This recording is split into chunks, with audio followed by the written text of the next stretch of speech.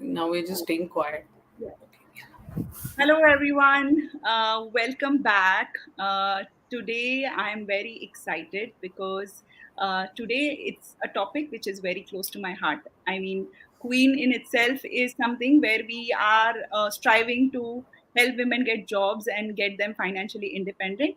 And this is very much aligned with it in terms of once you have that financial independence, once you earn that money, how do you handle it? How do you manage it? And how can you get that financial freedom? So we have Dhanashree with us, who's a founder of Money Tree and a financial freedom coach. And I'm very excited to have you on board, Dhanashree.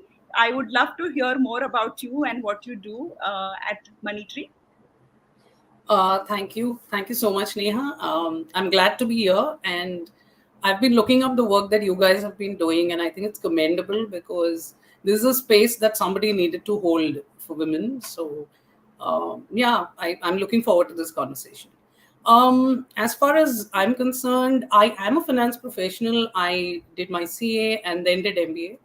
But the role we are playing at a money tree or as a financial freedom coach, I think, has little to do with that education because I started out as an entrepreneur when I was about in my early 20s. And the mistakes we made thereon and our entire journey of business or, venture after venture and how we turned around our own selves. And that is where our real lessons lie. And I think it just when we founded a money tree, our main focus was whatever we had learned over the years, we wanted to sort of put it in a capsule and pass it on to our clients so that they didn't need to have the learning curve that we had. Right, it took us a long time to come to this, and we thought if we can actually put it very easily in a format on the table, our clients could do the same thing in 3 years, which took us 10 or 12 years to do. So I think one of our niche products that we focus a lot on is business transformation, and that happens in two parts. One is our focus is on making businesses profitable and on making individuals financially free. So I think these two components actually lead to financial freedom as we talk about, and yeah, that's been our journey so far. Great to know, because that's what we are looking for. I think our audience is more, majority of the audience is someone who's either looking out for jobs which can give them that financial independence and how they can manage that, or women who are already working and they might not know the best ways and means to actually invest their money, so they probably rely on their friends and family to do that for them. So you help us in terms of how women can take control of their own finances and make these wise decisions. I am so glad this question comes up because honestly, on a public platform, when I don't know whom I'm talking to, I can't say what is the best place to invest.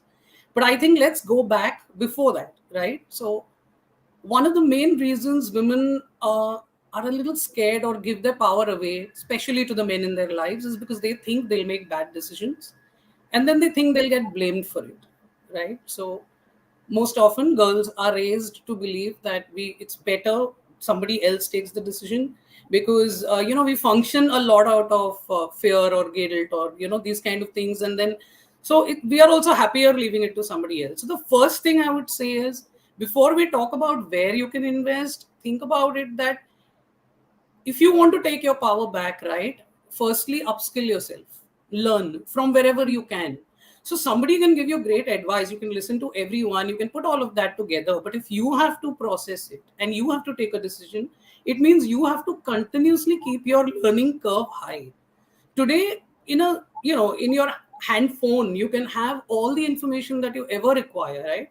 You can collect everything you need, you can take low cost courses, you can take free courses, there are so many free resources available today.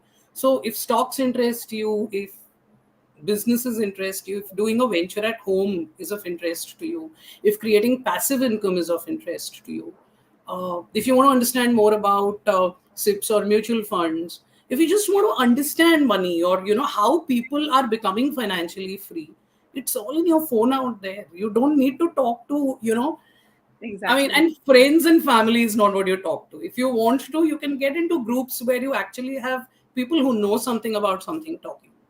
So I think the way to do it and get started is learn and then go and try it out, right? So go give it a shot. Start with whatever you have right now, however small. And that's going to be the best learning curve you will ever have. You'll find all the answers there. Great. But on the contrary, right? We are scared, but when it comes to managing our home finances, women do a fabulous job. I don't The think there is best. any better money manager at home than women. So, and we end up having our savings from it. We find good discounts.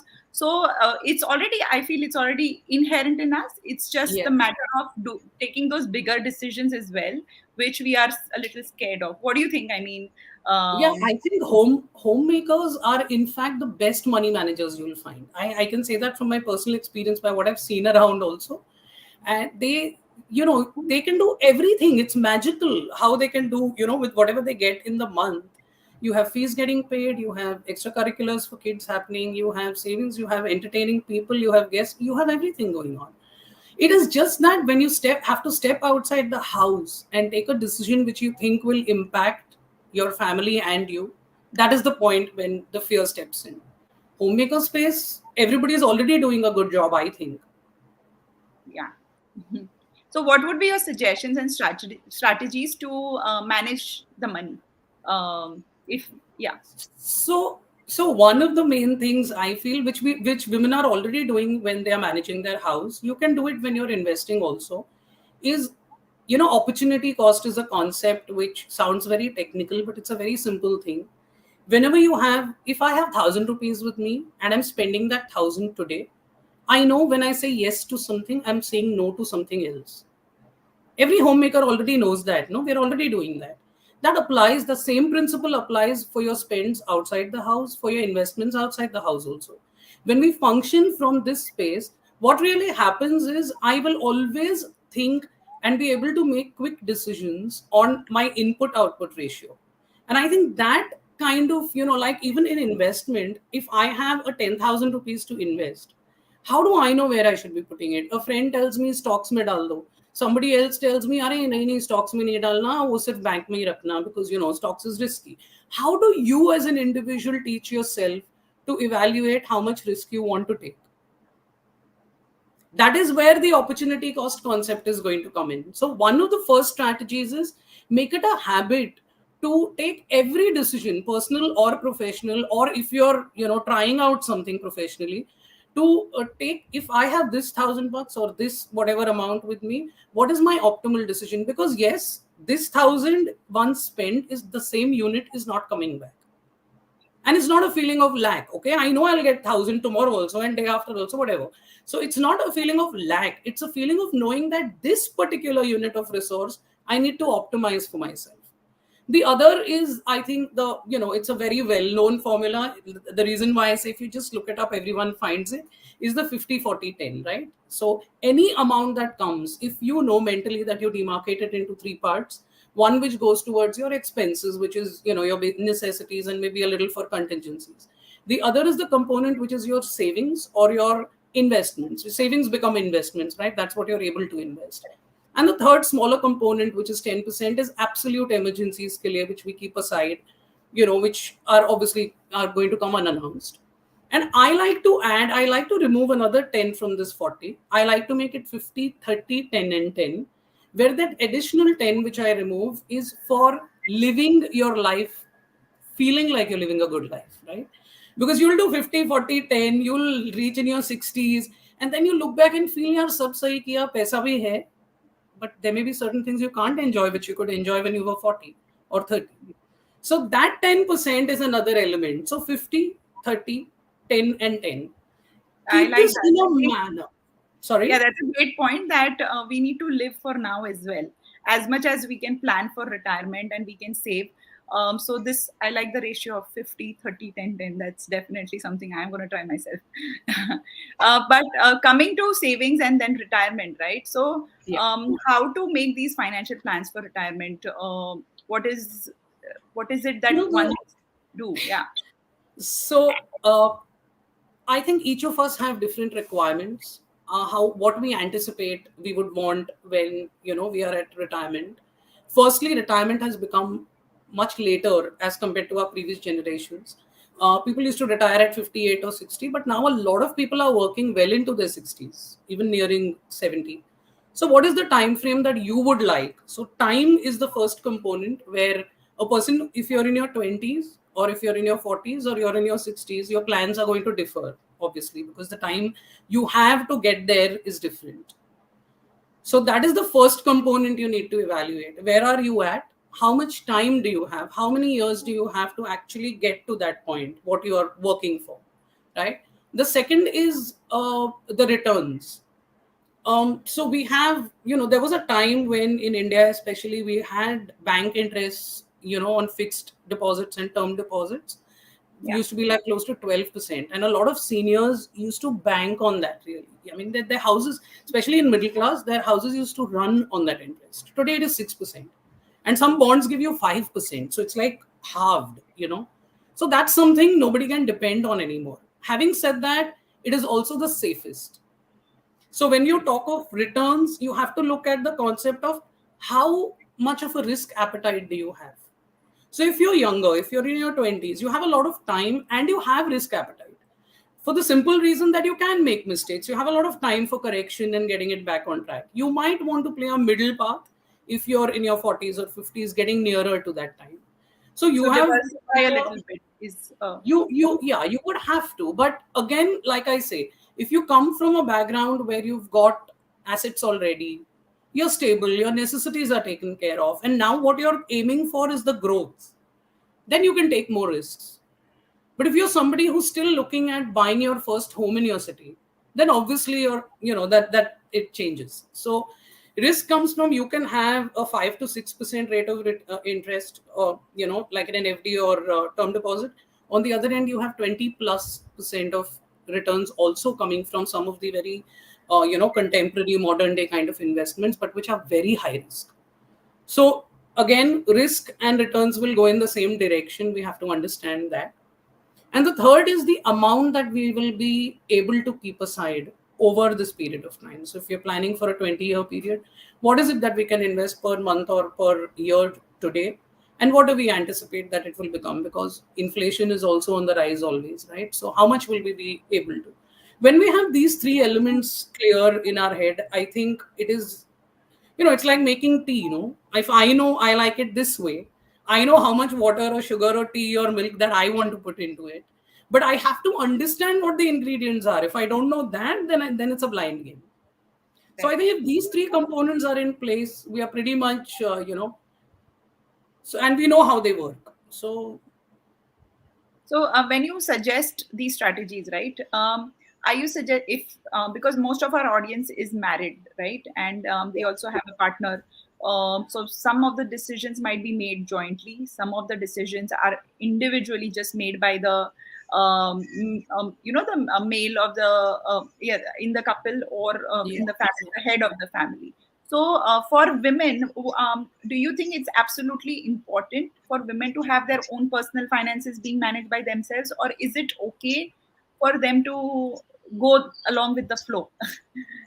I think the answer is in the question itself, right? For any human being, for any individual, we know that however we may do things jointly with somebody, and we may feel, of course, we all want to, when we build relationships and build marriages and build families, we all want to be one as a family unit. We want to do certain things. But at a human level, we all also somewhere secretly like the idea of having a little power over something which is only mine. No, that's human. I don't think that differs by the gender anyway. I would say being participative in whatever decision is being taken, of course, to a lot of women, that is a privilege which is not given. Yeah. Although it's a basic right, I would say it's not a privilege, but for a lot of women, they are made to feel like it's a privilege. You're not going to get it. So they may not be allowed to participate. In which case, I think she needs to find a way to parallelly do something, which gives her that fulfillment. But I also think that in a lot of homes now, people are opening up. Their minds are opening up, especially with growing up kids. If you have kids in their teen years, they are seeing a different world outside. They might also be the ones who stand for their mothers. So that is your power also, right? So communicate with them. Start there, if nothing else. And then, see if you can communicate with your partner, make them understand, I'm hopeful that a lot of people have become more aware and probably will be open to having the women counterparts participating in these decisions. Ideally, when even a family unit decision is made, I think both adults in the family, the man and the woman, should be a part of making that decision together. Right. Primarily one of the biggest issues that women face is, and I know it's not, we are talking about a very positive thing and we shouldn't be talking about this, but we face this a lot with clients, and which is why I need to bring this up. One of the problems a lot of women, homemakers especially, faces, if something goes wrong with the man in the house, most of the times they are not aware of how anything was invested, where the money is, what the returns are, where are the documents kept, whom are they supposed to talk to. And obviously, right, emotionally, they're not going to be in a frame of mind to do that extra bit. So it would be so much easier if they were a part of everything from the beginning. So this is, and then it takes a long time, sometimes 12 to 18 months, because even our systems are not very cooperative. So the problems are not only what happens now in terms of participation, but it can have a long haul effect also. Right. I think this brings out two things to me highlighted, right? That one, women need to be obviously involved on a day in, day out basis with their partners to understand the daily, the daily investment, daily decision making. That's one aspect. And the other aspect is when there is, I mean, maybe there is a head who's handling everything and they do not have access. So for that, counterpart, how do you actually earn that respect or get that access and get access to that information? What are the ways, I mean, Are because we are we talking about, and just to understand the question, are we talking about in a second scenario which I just mentioned, yeah, that if the decision maker is not around anymore and they have to? even if the decision maker, let's say, is around but not or does not have the confidence to share the information or does not treat it in a way So, that, yeah, well, that is, fortunately or unfortunately, if an individual is taking a decision and making investments, and if he doesn't want you to know, there is nothing really much that you can do about it. okay, I mean, you can only, communication is the only way, right? There is no legal recourse or anything. right, Unless for any other reason it goes to a legal point, then yes, then there is a legal recourse. But while you're living together, while you're in a marriage, while, you can't. It's like it's his freedom of right if he doesn't want to, right? If he's the earning member. But if you're also earning, of course, you can have a control in all possible ways for at least what you're earning. right. And I guess if you have the knowledge and give better insights or better ideas to the partner, maybe you can get that right as well in terms of being I think it's more about the equation that you build, right? If you're already functioning from a space like, oh, you know more, maybe I don't know, maybe I don't understand this, then you can't even blame your partner for not having that. I mean, you need to make that start also. It's exactly for the women and the men both to work on this. And I right. think here, just one thing I'd like to say is, one of the best things that women can do is at least raise their own daughters and sons differently. Because you can't change the home environment, but they are watching and they're going to learn what they see, not what you tell them. So, in Yeah, some way, at least empower them so that the next generation is not going to carry the same story forward. exactly. How do you think education system plays a role in for the kids especially, right, in making women financially literate The and shortest answer: zero. Zero. And I and not only in India, all over the world, it's not mainstream anywhere. Financial education literacy, it's not covered in any of the mainstream education verticals. So right. yeah, I mean, like I So told you, I'm a finance professional, but I learned all of this only during my years of entrepreneurship. yeah, I mean, you being a CA, and if you are saying that, then for all the women there, I think there is much Yeah, more. a lot of people, sometimes will say, "Oh, you understand this because you're a CA." They just presume that, but this is not taught. It's not taught in any curriculum anywhere, actually. It's just things you have to look around. The reason why I say in one way it's really good, because it's very easy then. right? You keep your eyes open, you ask questions to the right people. You learn a basic skill like reading a contract. How many of us have tried that? How many women who are listening in would have even tried reading a contract? We'd usually give it to somebody else to read and we'll sign. Exactly. Or we'll So just it's glance very, through and we'll sign. yeah, so it's very important to be well informed and keen to actually learn, right? To know about it rather than just being passive. I guess that's a very important, You have rather to than, take charge. exactly. Yeah, definitely. I think what we will do is in a few minutes, we'll open up for questions. So, everyone who's watching, please share questions that you may have. Until then, I have one last question for you. In Yeah. terms of, if you have to give advice, uh, three tips in terms of how women can achieve this financial freedom, what would be your points? Firstly, make a lot of mistakes. The most important thing. What differentiates women and men in the way they do business or in the way they conduct themselves financially, right? Women, we are inherently scared of making mistakes because we'll get blamed or whatever. The more mistakes you make, the more lessons you learn. The more lessons you learn, the better you get at it, right? So let's not strive for perfection. Let's be happy with progress.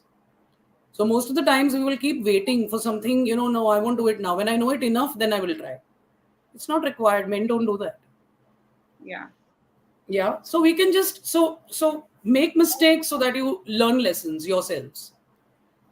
The other, of course, like I spoke, is maintain a very high learning curve. So taking charge means maintaining a very high learning curve. Keep collecting information, know your rights, learn how to do the basic things, right? So right from an account opening in the bank, are you the types who somebody else is filling out all the forms and you're only signing it? Don't do that. Put yourself through that point of doing everything yourself. That's how you're going to learn. So whether it's an account opening form, it's a loan you're taking, it's a loan you're paying up, whatever it may be, fill out the forms, read the contract. If you have a question, mark it, look it up, research, or ask somebody what it means, so that next time you have that lesson learned. So put that time, invest that time in upskilling yourself. That is going to be the single most thing that will stay with you. Because who better to bank on than yourself? No. So Yeah. that. And I think one of the other things is we are very bad negotiators. So if I'm dealing with somebody, maybe applying for a job or a business contract that I'm talking about, the male counterparts they have so much confidence that they will stick around and sort of, they know how to get their, I mean, they may not always get their way, but they know how to negotiate for themselves. Women are inherently not great at that. Again, the same thing, the social construct. We feel nahi jo mil raha hai, let's be happy with it. No, that time is gone now. So become better negotiators. Look at how people are doing this. Learn, talk to people who are doing it. See, we will all have women in our lives whom we consider successful. We feel, array, this person's life is sorted. Maybe good in business, maybe working, maybe a homemaker, but whose life is sorted. We can have conversations with them Yeah. and hold space for other women. That's the most important thing here. What's that? Oh, Men, I said hold space for other women. Men oh, always root for men. You'll yes. find at workplaces, schools, and colleges and reunions also, they are buddies. They get along. This women are always pitted against women. A girl is always taught that she will always have to compete with other girls for everything that she needs to get, whether it's the attention of a boy or whatever else, which is not true, really. I mean, I think women have, in fact, more of a tendency to share, right? We are, inherently, we are nurturers and sharers. We can do that more easily, but we don't. Again, social construct, but yeah, Yeah. I think holding space for other women, and I think all of us who are already in that, who are in business or working or doing something, or we feel okay, we are getting somewhere, it's our responsibility to actually hold space and make way for people. Something that you're doing, Neha, which is why when I read up about your pages, that's what I really liked, why I wanted to have a chat with you. Thank you so much. And thank you so much for all the advice. I think having the confidence, holding space for others and learning definitely is something that we all need to be aware of. We need to be keen on making these decisions and let's not just be laid back about it. I think it's all relevant, and I'm sure everybody hopefully takes even 10% of what we aim to do. Then I think we are good to go with that, Yes. right? We have received a few questions, so I'll just read those out. Yeah, someone's asking, do you think companies should also take the initiative to make women more aware of investing and saving? What's your thoughts? Absolutely. Absolutely. In fact, not only just companies and employers, I think even schools and colleges should. It should become a part of mainstream education so that they start early. I There is one more actually. Someone's asking that there is too much information available online. So how do you know what is legit, what is not, what to follow really, and really learn from? Yes, that is a challenge, which is why so when we just enter on a search site, right, you'll have all of these pages coming up. There'll be pages which are unverified or whatever. Yeah. Pick up any one or two good ones. I would suggest Money Control because it talks about a whole lot of things, not just the stocks, but to understand finance also. I read Money Control a lot. And there are many other sites like that actually which will give you that kind of information. However, I would also suggest what I just said, that if you have women in your circles, right, who you think are good investors or who are doing well in business or who have great jobs, something you aspire to be like, and if you have an access to them, probably being able to chat up with them and communicate might be one of the best ways to start, because they are obviously doing something right. See, because for me on this platform, it's very difficult for me to tell you, look up these 100 sites and follow. It's not practically possible for me to do. I'd love to do it, but this is one of the ways that you can, sort of get some, filter out all of those. Another thing is unverified, जिसका नाम सुना ही नहीं है, जो brand ही नहीं है, ऐसे websites पे प्लीज जाके don't look at anything, because today everyone's an expert now. Everyone wants to give advice on which stock to put in wherever, whatever. So please go with only those brands you are aware of. We already know there are so many, companies, brands that we are. I mean, suna hi hai. We know there are so many big groups who are in this sector now. So obviously you can look at, and trust me, if you find some of these five big players, let's say, when I'm saying Money Control, and maybe some of these five big players of the known brands, there you will find the common thread. You won't find very, like the 50-40-10 I spoke about, or even the fact as to which factors should be considered when you make your retirement plan. These are not, it's not rocket science. It's there, and it will be there in most of these places. So go with the, tried and tested methods first, which people have used, and you can see in the results of what has happened. And if you're looking at stocks or investing in something, like someone told you, ye units le lo mutual funds ke ya stocks or something, one other thing which I do even today is do your paper trade first. Okay, which means do not put money. So if you're following, say, three people and they are telling you put stocks here, here, here, you do your paper trade. Today the cost is this. These three people have told me to put this amount. Presume I've put it now. Right? They have told me hold it and in 60 days this will happen. Did it happen in 60 days? Which of the two were right? You do this at least for a period of 3 months before you start believing or taking tips from anybody. I love that idea. Because that's the only way you really know if it's working for you. Yeah, that definitely will know the answer if it's working or not. I mean, that's a Yes. straight Yes. black and white. Great. Thank you so much for all the tips. I hope that this session has been meaningful for everybody in the audience as well. I myself have learned a few tricks, especially the last one for sure. And as I think, as we discussed, financial freedom is the most important thing in women's journey for their health, happiness, and for the future.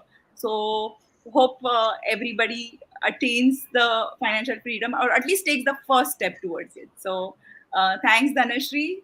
It was great Most having you. welcome. I'm so glad I was here. Thank you. All right. Thanks.